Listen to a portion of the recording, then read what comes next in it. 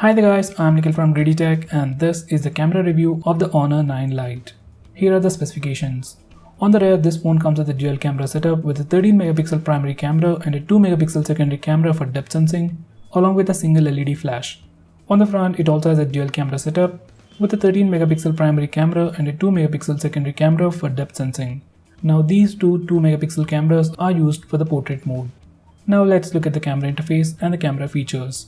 So guys, this is the camera interface of the Honor 9 Lite, which is very similar to the Honor 7X and the Honor 9i. At the top, we have the toggle for flash. Next, we have a toggle for wide aperture mode, where we can change the aperture all the way from 0.95 to 16. When we decrease the aperture, it just increases the background blur effect, and it should also increase the brightness.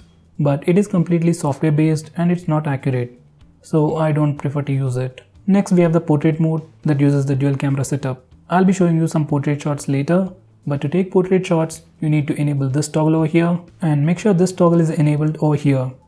So if you enable it over here and disable it over here, you won't get the background blur effect. So you make sure you enable this toggle to get portrait shots. Next, we have a toggle for moving picture mode, where every time you take a picture, it records few seconds as a video. Now once you take a picture, you can go to the gallery and you will see a mark over here, the circular thing, that shows you that it's a moving picture. Simply press and hold on the image to start playing the video. So that's the moving picture mode. Next, we have a button over here to switch between the rear camera and the front facing camera. Over here, once again, we have the moving picture mode that records what I am doing right now.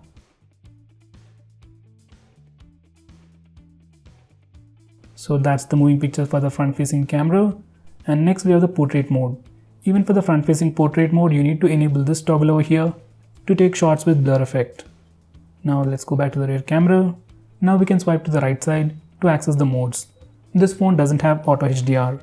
So if you want to take some high dynamic range pictures, you need to enable HDR mode manually from here. And once you enable it, you can see a small indication over here. And if you close it, you'll go back to the auto mode. That's the first one. Next, we have something called as Pro Video Recording, where we can change the ISO, focus point, color balance while recording video too. Next, if you swipe to the left side, you have the settings. So this is the picture mode, and if you swipe to the left, you get the settings related to the pictures. From here, you can enable object tracking, capture smiles, and touch to capture. If you go to the front facing camera, these settings will change a little. Over here, we have audio control, where we can take pictures by saying some words like cheese. Next, we have gesture control, where we can show a palm to take a picture. Next, we have the regular smile captures and touch to capture options. So that's pretty much it for the camera interface. Now let's look at the sample pictures. There is no auto HDR on this phone, so all the images were taken with HDR turned off in auto mode. Honor 9 Lite, like all other Honor phones, overexposes the image to make it look bright. They look good in some situations, but most of the time, images are overexposed. Colors are inaccurate and we lose details. Capturing speeds in dynamic range are good, but sharpness isn't good enough.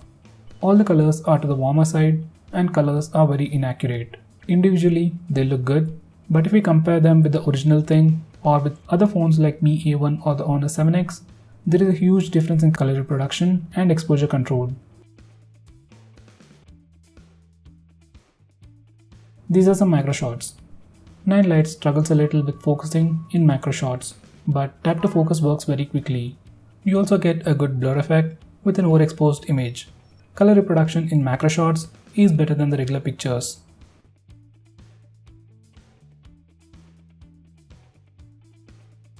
Now these are the pictures taken with the HDR turned on. Dynamic range in HDR mode is good. Images are still slightly overexposed, but they are sharp and colors look good in shade. Just like the regular pictures, they look good individually, but when you compare them with other phones, colors are very warm and mostly faded and dull. So the rear cameras on this phone are not as good as the competition like the Honor 7X or the Mi A1.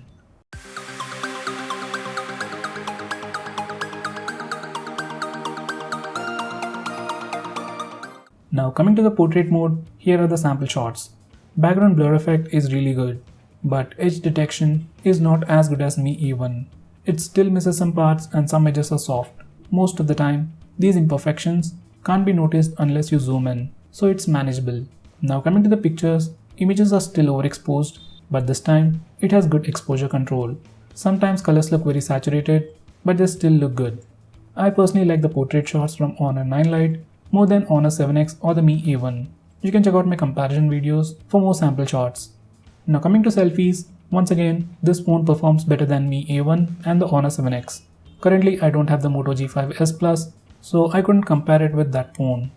Now coming to the selfies, this phone has a wide-angle lens for its front-facing camera, so you get wider selfies. Images are overexposed, but this time, exposure control is good, so you will look fair. Colors are not accurate, they look super saturated sometimes, but the end results look good, at least better than the other phones in its price segment. In fact, colors look better on front camera than on rear camera. Capturing speeds, dynamic range, exposure control and sharpness are all good. In low light indoor conditions, selfies are soft and overexposed, sometimes to a point where colors look faded. With stable hands, you might be able to get some sharp selfies. In very low light conditions, this phone uses the display as flash, so that helps a little. Images are still overexposed and they look very soft, but color reproduction is good and you look decent.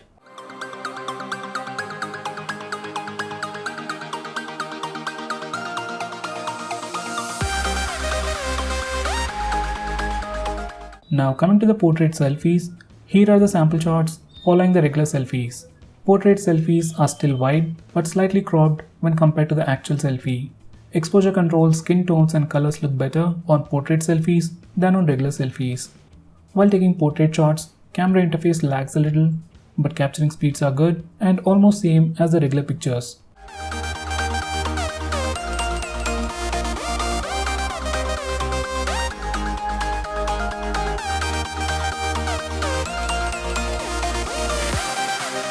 These are some more portrait shots with regular selfies side by side. So for selfies and portrait selfies, this phone does a great job.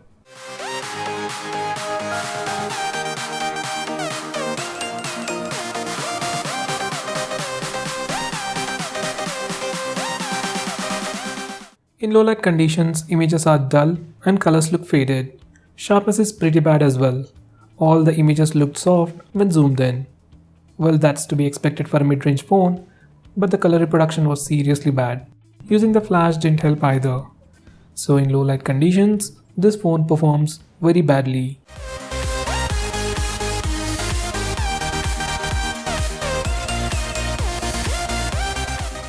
Now coming to video recording, we can only record video in 1080p or Full HD resolution using the front and rear cameras on this phone.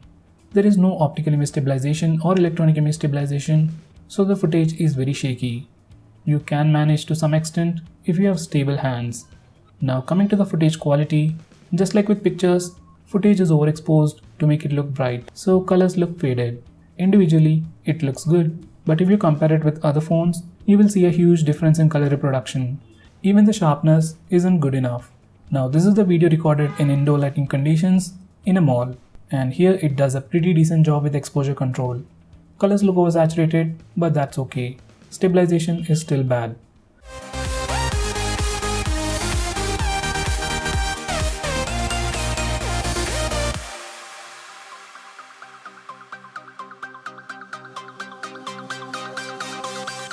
Now coming to the front camera video recording, it overexposes the footage to make it look bright and make you look fair, but doesn't bump it up too high. So exposure control is good. Colors look slightly faded and inaccurate, but that's manageable. There is no stabilization, just like the rear cameras, but the footage looks stable enough in some places.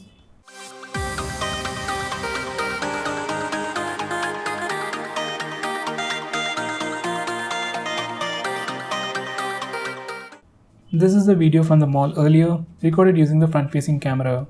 Colors are not accurate, but exposure control is good. Even the exposure shift is well managed. So for video recording, it does an average job with rear cameras and a great job with the front camera. So guys, to conclude, rear cameras for regular pictures, low light performance and video recording are just average on this phone. But its front-facing camera is pretty good for selfies and front-facing video recording, and portrait shots from the front and rear cameras look great, in fact best in its price segment.